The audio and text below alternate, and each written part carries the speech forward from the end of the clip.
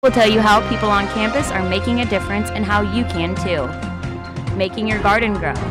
Now is the time to make it happen. We'll share some tips for the results you've always wanted. And get in line. We'll show you some simple moves that will make you the talk of the dance floor. Falcon 5 News starts now.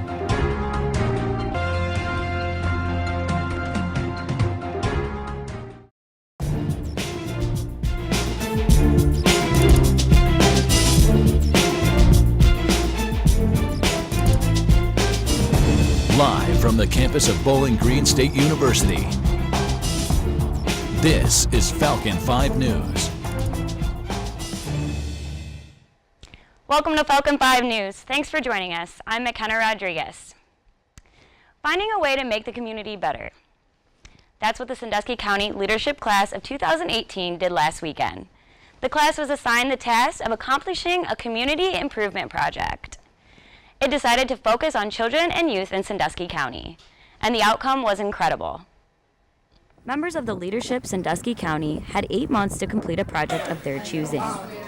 The Just In Case project was designed to provide 100 suitcases filled with various items for the ages of newborn to 18 years old. Dear to my heart, seeing kids come into foster care, many times the choice of luggage was either nothing or a garbage bag.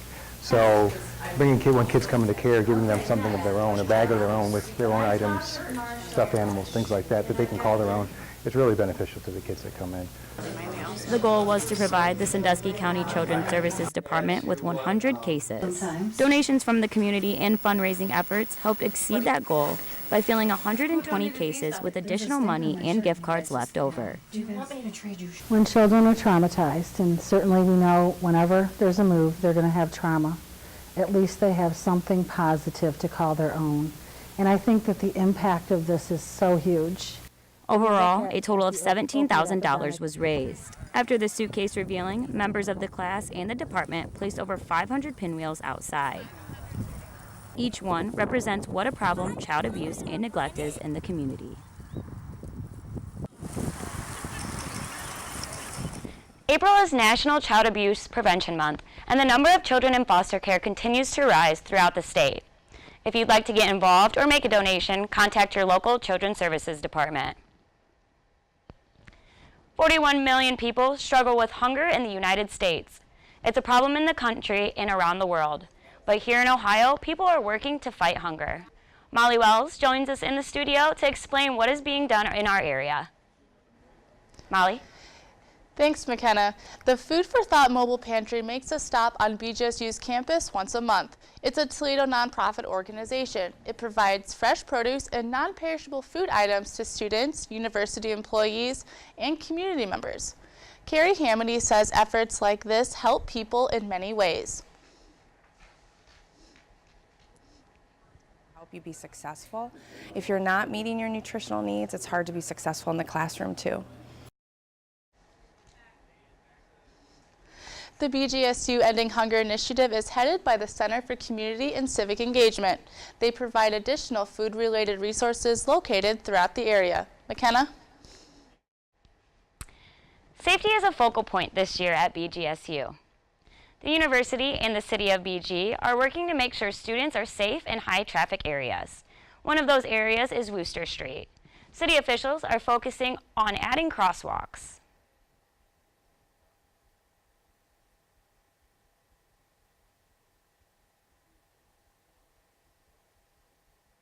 Tuesday was National Walking Day. Hopefully you didn't miss it. BGSU celebrated at the Perry Fieldhouse. Mimi Miller is in the newsroom to tell us how. McKenna, the American Heart Association designated April as Move More Month. The BGSU Recreation and Wellness Center got involved by making sure that exercise was in the cards. The BGSU Recreation and Wellness Center celebrated National Walking Day by motivating the community, faculty, and students with ways to stay healthy and in shape. It's a big event that we have, trying to get people up and moving. As participants walked the track, they were encouraged to stop at each table in the gymnasium to learn more information. Some even worked out. I led the BGB Fit class, so that's a beginner strength program for faculty and staff members. It's usually an Epler, but today they wanted to participate in the poker walk, so we did the poker walk, and then we also did some strength training exercises. So we would do a couple exercises, and then do some walking laps, do some more exercises, some more walking laps, until we got our full workout in, so it was awesome. Although the event was to encourage physical activity and living a healthy lifestyle, there was a twist: poker. Today is our annual poker walk. This is a big collaborative event with the university and the BG community. So we partner with the city and the county and then the hospital and Falcon Health as well. Just to help add some fun to it, we decided to bring in the card game, and so every 2 laps they walk, they earn 1 card for their 5-card poker hand. So by the end of it, they've walked over a mile. So sitting back with the hips, almost as if you were gonna, yep. A little bit more of the hips. The hips are going first, and then we're gonna sit back down. Okay? A little bit more. There you go. There's a nice little. Okay. The BGSU Recreation and Wellness Center aims to make fitness more fun, and that's exactly what they've done today. For Falcon 5 News, I'm Mimi Miller. Thanks, Mimi. The next time you're at a wedding reception, birthday party, or even just at the club, you can be the life of the party. Sheree Burnside explains how. She counts it out. 6, 7, 8, go back 2. She shows them the moves. 6 and 7, 8. Then it's time to groove. 5, 6, 7, 8. Amy Ramel teaches line dance classes every Monday at First United Methodist Church. Turn. I like to see the people improve. That's fun. I like to see them smile. Ramel started off by taking classes herself. Then her instructor prepared her for the next step. I took from her, and she decided to retire from teaching, and she asked me if I would like to take over for her. She offers the classes to anyone who wants to learn. 6 weeks ago.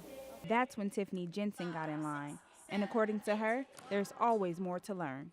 I think we've improved, but it's every week is like a new week. And Ramel's teaching style makes everyone feel like they've got the groove. She doesn't put any pressure on us, and she said even if you get mixed up, which we all will get mixed up, just move your feet. It doesn't matter if you're going the right direction. That's one way to keep up. Another important tip is to be mindful of where you choose to stand. Sometimes I just tell them to stay in the middle, and so on all 4 walls they can see people. Tell them to be in the front. That helps too. And just encourage them to keep on dancing. And if you're still having trouble, Ramel has some advice for you. Keep coming, have a great attitude, and don't worry about what anybody else thinks, just have fun. For Falcon 5 News, I'm Sheree Burnside. The next class is scheduled for April 16th at the United Methodist Church. It starts at 5:30, and the best part, the lessons are free. 24 hours of no sleep, just dancing to the beat. The annual dance marathon event happened last weekend. Shalon Stevenson was there, and she joins us now from the newsroom. Shalon? Thanks. 68 teams of almost 7 turned out for this. Oops.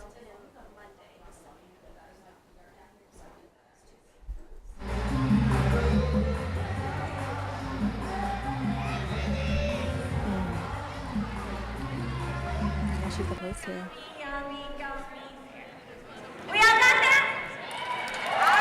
Minimum of 125. I personally raised 120 or 220.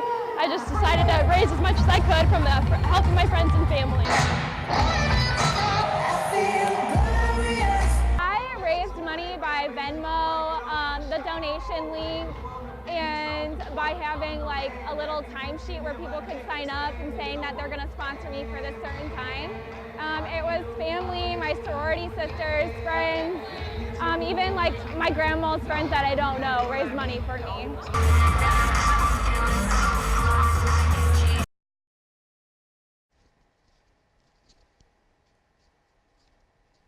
Thanks, Shalon. Pull out the shovels and put on the gloves. It's time to get your gardens ready for the spring. This is the time to start picking weeds and cutting down perennials that have gotten too large. If you have roses in your garden, start cutting them back and fertilizing around them. And for those who first-time gardeners, start small. It is easier to maintain. Each year, you will find your garden expanding. April, I am out here in the garden cutting back like ornamental grasses, petunias, geraniums, any of the annual flowers. You want to wait until we get after frost, the chance of frost, which is May 15th generally. The part of the cleanup is raking any leaves and get those all picked up. April, a good time to start moving plants around. If you've got plants that you've had problems with, you want to move them out and put something else, you can do that. Temperatures are starting to warm up, but how long will it last? Sheree Burnside is here to tell us with the Falcon 5-day forecast. Sheree?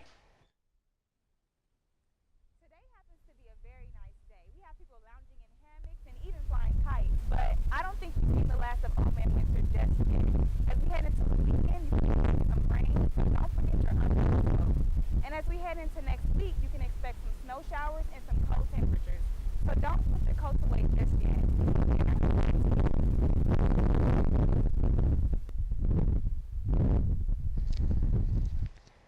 Thanks, Sheree. Up next, we'll tell you what all the excitement is about on the Maumee River and why there are so many people out there. Stay with us. This was a scary moment for Elliott Sadler and everyone at Richard Petty Motorsports.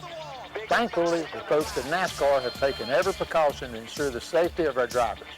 And I hope you do the same thing when you get in your car. The Department of Transportation says distracted drivers are 4 times more likely to be in a serious accident. Buckle up, watch the road, and please do not text and drive. It could be the last text you ever sent. This message is brought to you by the U.S. Air Force.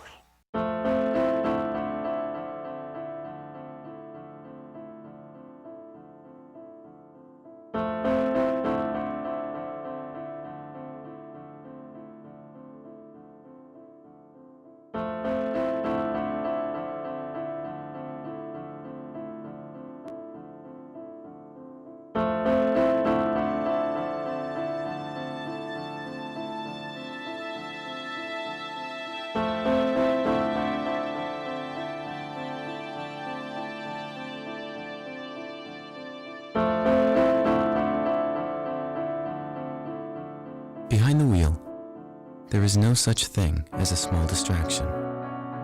A public service reminder from the American Academy of Orthopedic Surgeons, who would rather help keep your bones strong than put them back together. Speak out against distracted driving at decidetodrive.org. My name is Amanda. I'm 21 years old. I have lots of friends that use tanning beds that lay out in the sun all the time, and I tell them about Jamie. Jamie was in her early 20s when she was diagnosed with melanoma, and she died right before she turned 30. People think tanning is safe. I don't think it's safe. You could die just like Jamie did. This message is brought to you by the American Academy of Dermatology.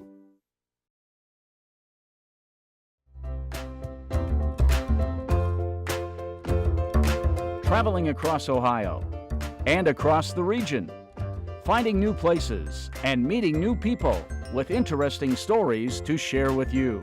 Come along for Aaron is Everywhere. Have you noticed the sea of fishermen on the Maumee River? Thousands of people are flocking to the Toledo suburb this month. They want to get a taste of the action in this year's walleye run. Aaron Kelly has more. In the small town of Maumee, Ohio, Maumee tackle is booming. Walleye are coming in from Lake Erie to lay eggs down the Maumee River, so fishermen are gearing up for the annual walleye run. The walleye run isn't just about catching big fish. Well, it's mostly about catching big fish, but it's also about bonding, and not just the bonding between the male and female walleye. People come from all over the world to catch fish here on the Maumee River, and even when they don't meet their 4 fish per day limit, they still have fun. Come on, Mike, let's get one. Yep, we thought we'd come down and give her a shot. Since I've been coming down here, I've met people from all the way out to California that showed up here just for the run. I've met guys that had brought their family who came in from Japan just for the walleye run. One other person who came is his son. He's going to have to learn real quick here how to tie his own stuff because I'm getting sick of coming up here and doing it for him. So finally, after 3 years of practice trying to set up his own lures, Rourke's father says it best. Success. Most anglers who come to Northwest Ohio only have one complaint. You know, it's really been kind of a slow start this year because of the cold. I came down this morning and seen very few people catching fish, but there was ice on my, the guides on my rod, so it makes it kind of tough to fish. Yeah, it takes a hardy soul to do this first thing in the morning, as cold as it is. Best part is we don't have to work today. We get to fish. Reporting for Falcon 5 News and going for the big one. Whoa, whoa, whoa, whoa. I'm Erin Kelly. Parker Kern joins us now with more on this week's Falcon 5 Focus. Hi, everybody. Welcome to the Falcon 5 Focus. My name is Parker Kern. I'm here today with our guest, Miss Jen Reese, and she's here to talk to us a little about the Child Rescue Coalition. Yes, thank you for having me. Of course. So tell me a little bit about the Child Rescue Coalition and what your guys' mission is here on campus. So Child Rescue Coalition is based in Florida, and what they do is they are proactively fighting against child pornography. So how they do that, they have this unique technology that they're the only ones in the world that have it. So they work with law enforcement. Law enforcement will identify a file that is identified as child pornography. They'll give that to Child Rescue Coalition, who will then put it in their system. And then once it's in their system, they have a huge map, and all these little dots will pop up. And the map, it's devastatingly completely covered, and just shows you just how prevalent this issue is. So then Child Rescue Coalition will identify the IP address of people who are viewing, distributing, and even creating child pornography. And they will give that IP address back to law enforcement, and then law enforcement are initially issued a search warrant because this is a felony. So they will knock on that door and see if the person has access to that file, but more importantly, if they have access to children. This technology has put over 100,000 abusers behind bars and has saved over 2,000 children. And this is just children who are in situations of hostage. So it has saved much more children than just 2,000, because each abuser abuses about 50 to 100 children in their lifetime. So you take that 100,000 number and you take times 50 to 100, that's way more than 2,000. And that's just so far, we have just scratched the surface of it. So Bowling Green is one of the first two schools with their campus outreach initiative program. So what we do is we really want to raise awareness for that child pornography is happening by the millions. About 300,000 children are abused in the U.S. per year, and that's just in the United States. Child Rescue Coalition also works all over the world. So we're really here to raise awareness about that, but we're also here to fundraise. This technology is free for law enforcement, which is great. That's why it works so well. That's why we have so many law enforcement involved in this program. So we want to continue to have this tool to be free for them to use and provide them with free training. So you guys have an event this weekend? Yes, we do. Why don't we talk about that a little bit? Yeah, so we are teaming up with the Cocoon Shelter here in Wood County, and the Cocoon Shelter fights women and children who are escaping situations of domestic violence. So it's the Cocoon Shelter and the Wellness Center. They are having a 5K dog walk, and we are going to be there selling dog treats to raise money for the Cocoon Shelter and also to spread awareness about what we're fighting for. April is Sexual Assault Awareness Month and also Child Abuse Prevention Month. So that's why we felt that it was really appropriate for the three of us to team up together. And it's a partnership that I'm very excited about and that I'm looking forward to. So yeah, we'll be out there selling dog treats and giving out information, also taking members. That's really important because we really want to spread our message, and the only way to do that is by growing our membership. Absolutely. So these other two organizations, can you talk a little about them? I know that they're probably in the Northwest Ohio area. The cocoon shelter, yes, is all about Wood County. So that helps women and children who are escaping situations of domestic violence. So it's really great because it provides them with resources as far as a place to stay, because a lot of them are escaping situations that are really bad and very difficult. It provides them with safety. It provides them with anything that they can need, which, when you're focusing on something like that, it's devastating enough to have to worry about it. So what the cocoon shelter does is tells these women, you don't have to worry about that. We're here to help you. We're going to tell you what you need to do. We're going to do whatever we can for you. So all you have to worry about is being safe. And then the wellness centers connected with the rec, and that's just pretty much, they do a lot with mental health. They do a lot with sexual assault. They are in charge of the free AIDS training at the rec. So a lot of times when you're at the rec and you see those stall talks on the bathroom walls, that's with the wellness center. Awesome. So ways that students can get involved. Yeah, so obviously we would love for people to come out and help us with this dog walk. However, we understand that not everyone can. So if you can't, help us sell dog treats or come and walk your dog, we really encourage people to sign up for this event, or not this event, to sign up for this organization. We're going to have union tables coming up in the near future to allow people to sign up. We also have keychains to give away and stickers that Child Rescue Coalition so kindly provided for us. And we're also going to do fundraising events, so if people can donate money, that is great too, because that is one of our main goals, is to raise funds so this can continue to be free for law enforcement.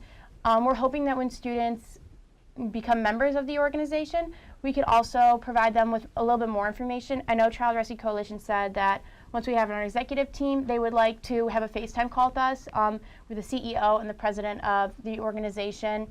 And they were basically going to give us a training that they give to law enforcement. So that's huge because this is all very confidential information.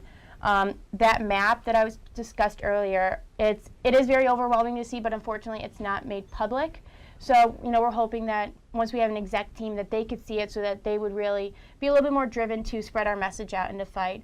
Also, yes, Child Rescue Coalition is based in Florida, but they have police trained on their system all over the country, all over the world.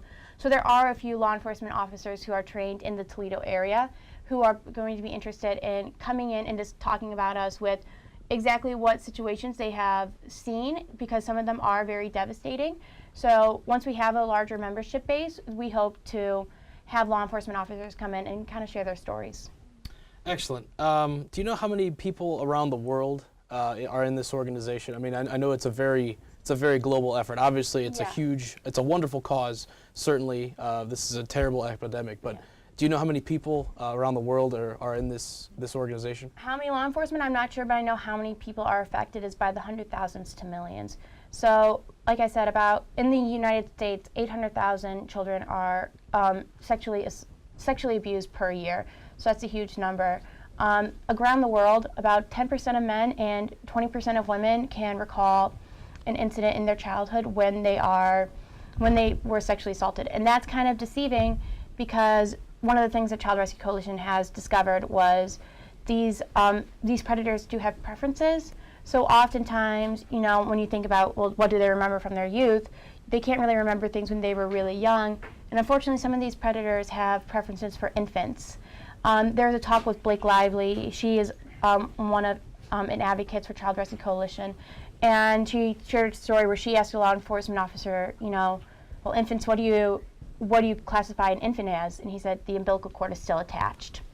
So when I say 20% of women, 10% of men who can recall this, there are some infants that are being abused, which is devastating. So that number is actually much larger. Also, there have been cases where a pediatric oncologist was raping his patients by the thousand when they were under anesthetic. There are nurses, there are dentists, so they are also abusing anesthetic. So, like I said, these are people that can recall these incidents, but a large percentage are too young to recall or were not even conscious. That's awful, Jen. Let's try to spin it a little bit positively here. Let's talk about how our viewers can get involved. Is there any way, websites, apps that they can download, contribute to? So Child Rescue Coalition does have their own website. It's childrescuecoalition.org. You could donate directly to that website. That is a great tool for people to use. We really want to have fundraisers coming up soon, so that's something that we are looking into. We are trying to come up with different ideas on how we could do that. We have a few things in the works right now. I've had a few people come up to me personally from classes who have heard me give my talk about Child Rescue Coalition and say, hey, I can't get involved, but I'd love to donate. So they have been donating to me. And Child Rescue Coalition has a particular, it's called Crowdraiser. So that's how they raise money. So that's what I give the money towards, and that's how it raises money for them. The University of Toronto, who is the other campus initiative, they have raised about $200 since December. And we're looking to beat them. So we're really looking to, hopefully by the end of the semester, raise about $300. That's awesome. Outside of the campus community, how can people, I know that people obviously can give their money. Yeah. Can they give their time, give any other certain resources that they have, maybe? So that's actually something, over the summer I was talking with the other women who were a part of the campus initiative, and we were talking about who we really want to get involved for this right now. We said, of course, you know, we want to raise awareness, we want to get involved, but right now, because we did just start up in May, we're really looking for just students to get involved. That's what Child Rescue Coalition is really interested in, because they realize that we are going to be future journalists, future teachers, future leaders, and they want us to go into the professional field knowing this information. Excellent. Again, thank you so much for being with us, Jen. Any other additional comments that you have for our viewers today regarding this program? Just that this is an incredible opportunity. This is something that is completely unique to Child Rescue Coalition and completely unique to Bowling Green. So it is a great opportunity for students to get involved in the first campus initiative of Child Rescue Coalition in the country. So I really encourage students, not only for the fact that this is an amazing cause and this is a very worthy source, but also because it does sound very cool to be a part of this this historic event for this organization. Awesome. And just maybe for viewers that have just tuned in, I know that there's an event going on this weekend. Yes, this Saturday from 10 o'clock in the morning till noon. If you want to walk your dog and participate, I believe it's $12 for students, $20 for non-students to walk your dog around campus, and we will be there selling dog treats, raising money for the Cocoon Shelter. And where does this commence? This will start at the rec. Starts at the rec center on campus, and then just kind of goes around in a roundabout fashion? Yeah, in a roundabout fashion around campus. I'm not really aware of what the route is. I've seen it in years prior, but it's just pretty much around campus. So this has been done before at other campuses or here as well? Oh, here. This has been, the Cocoon Shelter and the Wellness Center have done the 5K dog walk. I don't know how many years, but it's definitely been since I've been here. I've seen it every year. And I know that you have a dog. I do. Scampers will be there. Scampers will be walking. Scampers has been taste testing the treats, and he gives 2 paws up. 2 paws up. Yeah, that's big from Scamp because he's a picky eater. Scamp, is he a picky eater? He is a picky eater. Is he vegan? You know, I try to make him vegan, but every now and then the grandparents slip him a little cheese here and there. A little cheese, little steak maybe. Yeah, a little bit of steak. He loves chicken. Yeah. Chicken. Yeah, he's a big fan of chicken. Poultry's good as well. So Jen Reese, thank you so much for being with us today. Me. Yeah. That's all for us here on Falcon 5 Focus. Hope you guys have a great week, and we'll see you next time. Thank you.